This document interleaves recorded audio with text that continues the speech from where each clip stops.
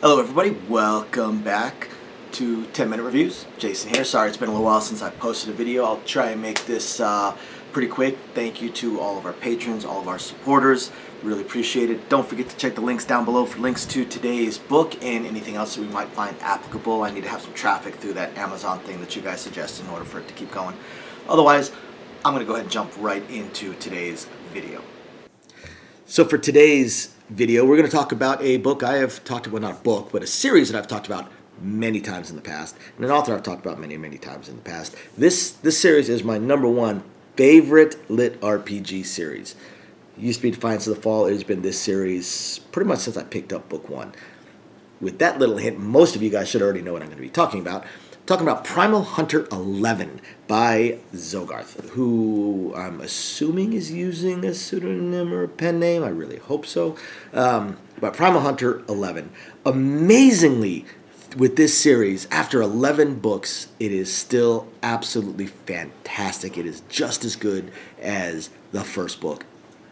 Astonishing. Typically, when these kind of series get this long, it starts to get a little bit stale, but there is a clear progression with Jake in the world building that has been done with Primal Hunter. It's just fascinating. This world and these multiple universes and what are we in the 73rd universe, something like that, 72nd, and how the lit RPG whole thing works and the gods and all. I mean, the whole world building has been absolutely fantastic, and expanding out from Earth has been fantastic, and yet after 11 books, it still only feels like we're maybe at the second layer, maybe the third layer of Jake's eventual journey, and somehow, again, hasn't gotten stale. It's absolutely fantastic. It's incredible.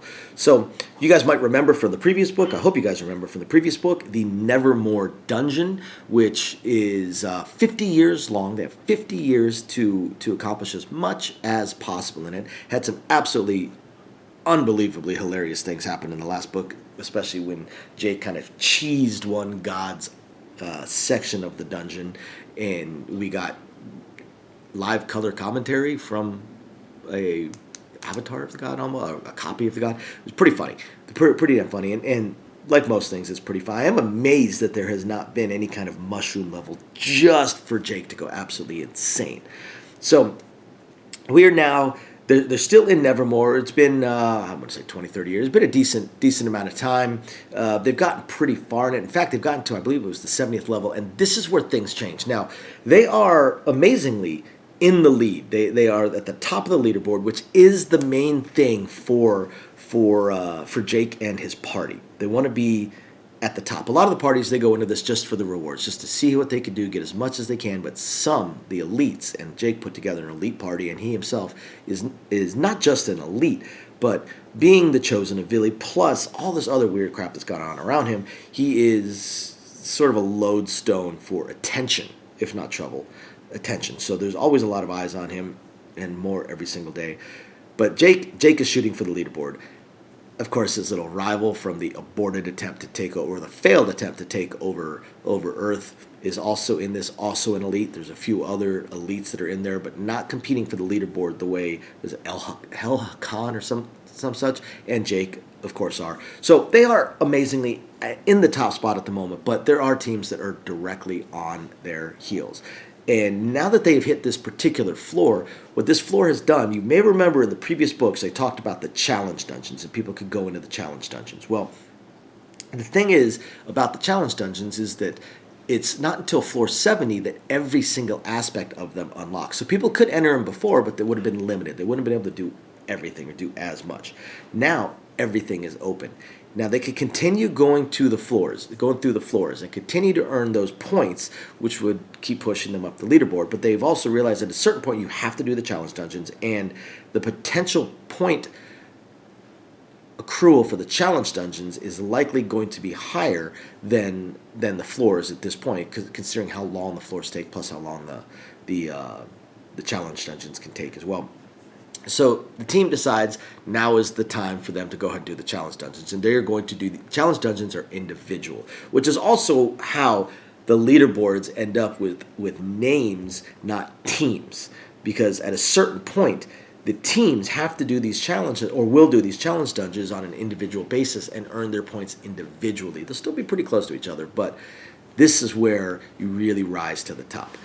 This whole sequence is fascinating and utterly awesome and insanely hilarious all at once. Off the top of my head, I do not remember all of the challenge dungeons because they have different themes to them. Well, one of them was I think it was the endless journey that was pretty tame in comparison to some of the others. But the endless journey, that was amusingly enough on its own. The arena one was an absolute riot. It's exactly what it sounds like, just sheer combat. We get some hilarity. I mean, who doesn't fear someone named Doomfoot? I mean, you got to be scared of Doomfoot. But the arena, and then the challenges at the end of the arena are pretty awesome. And what was great with the arena was how they kind of reset everybody to a certain baseline, so that it's a more fair type of fight, and it actually was a major training tool, and you can tell that's how the challenge dungeon was designed. It's actually a major training tool to work on your core skills when you don't have all the rest of your abilities. But the arena part of it, that was an absolute riot, and it looks like Jake might have found himself a possible girlfriend when he gets out of Nevermore, quite possibly. Outside of the arena dungeon, there was a test of character dungeon that was hilarious. Jake absolutely freaking hated it, and actually gives a little mini review of the dungeon that was a riot too. And yet some of the other characters loved that dungeon to like a worshipful, tears pouring down their eyes level. That was such a beautiful thing. It was pretty funny. That one had a lot of hilarity when it came to Jake. Luckily, that they didn't spend too much time on that because, again, it wasn't really Jake's cup of tea.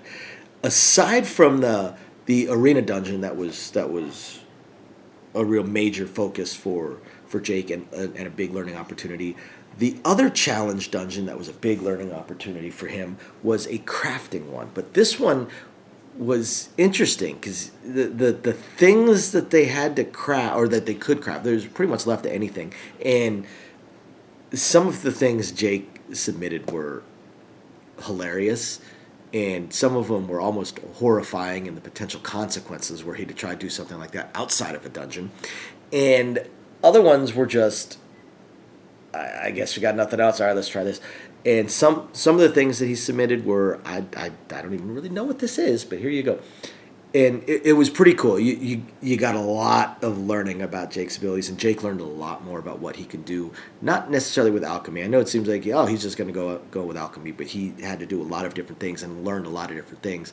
And it was fascinating. The arena portion, the arena challenge dungeon was probably the most fun for me, but the crafting challenge dungeon was probably the most interesting for me.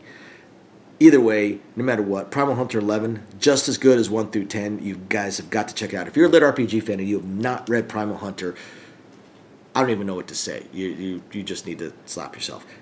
Absolutely fantastic series. Thank you, everybody, for watching. We'll catch you guys next time. Bye now.